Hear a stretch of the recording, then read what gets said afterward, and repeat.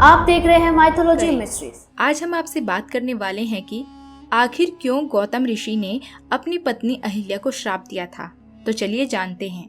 रामायण के अनुसार एक बार ब्रह्मा जी ने एक बहुत सुंदर प्रतिमूर्ति का निर्माण किया जो कि पूरे ब्रह्मांड में अद्वितीय थी। इस सुंदर स्त्री का नाम उन्होंने अहिल्या रखा। ब्रह्मा जी ने इस स्त्री को गौतम ऋषि को प्रदान कर दिया। गौतम ऋषि ने इस सुंदरता की देवी अहिल्या को बड़ी सच्ची निष्ठा से संभाल कर रखा। जब अहिल्या वयस्क हो गई तो गौतम ऋषि ने उस स्त्री यानी अहिल्या को ब्रह्मा जी को सुरक्षित लौटा दिया।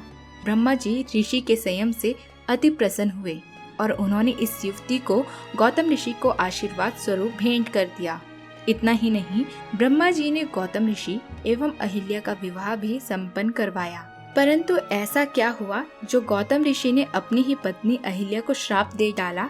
इसके बारे में दो कथाएं हैं।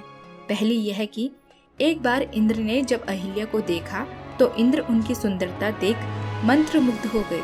उन्होंने सोचा कि अद्वितीय सुंदर रूप वाली यह स्त्री इस वनवासी ऋषि की पत्नी भला कैसी हो सकती है, इसे तो मेरा होना चाहिए। बस फिर क्या था, देव इंद्र ने माया से गौतम ऋषि का रूप धारण कर लिया। इसके बाद गौतम ऋषि की अनुपस्थिति में उनका रूप लेकर अहिल्या के पास पहुंच गए।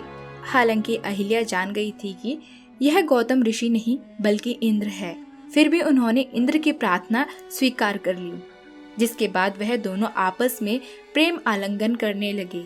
इसके उपरांत अहिल्या ने इंद्र से कहा कि महर्षि गौतम अभी आते ही होंगे, कृपया कर आप यहाँ से प्रस्थान करें। जैसे ही इंद्र जाने के लिए मुड़े, उसी वक्त गौतम ऋषि भी लौट गए और उन्होंने इंद्र को श्राप दिया, जिससे इंद्र के वृषण गिर गए। गौतम ऋषि ने अहिल्या का त्याग कर दिया। अहिल्या को गौतम ऋषि ने पत्थर में बदल जाने का श्राप दिया।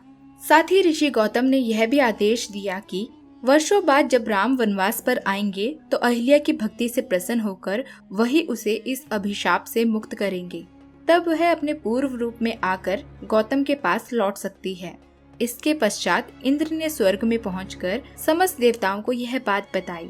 उन्होंने यह भी स्वीकारा कि उनके द्वारा दुष्कर्म किया गया और गौतम ऋषि के श्राप के कारण उनका अंडकोश भी नष्ट हो गया।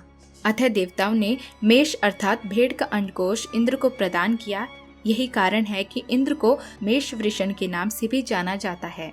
इससे जुड़ी हुई एक अन्य कथा यह भी है कि अहिल्या इंद्र के छल को जान नहीं पाई थी, जिसकी वजह से गौतम ऋषि ने इंद्र को श्राप दिया कि तुम्हारे शरीर में 1000 योनि निकल आए।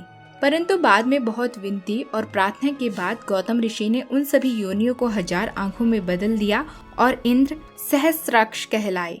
दूसरी ओर गौतम ऋषि ने अहिल्या को पत्थर बन जाने का श्राप दे दिया, जिसके बाद उन्होंने उस श्राप से मुक्ति का उपाय यह बताया कि जब राम अपने अनुज लक्ष्मण के साथ आएंगे तब उनके चरण रज से तुम्हारा उद्धार होगा।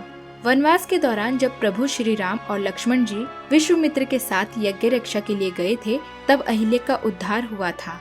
श्री राम और लक्ष्मण ने अहिल्या का आतिथ्य ग्रहण किया और उनके चरण छूकर उन्हें सम्मान दिया। तो दोस्तों, उम्मीद करते हैं आपको यह कथा अवश्य पसंद आई होगी और इस वीडियो को ज्यादा से ज्यादा शेयर जरूर करें। धन्यवाद।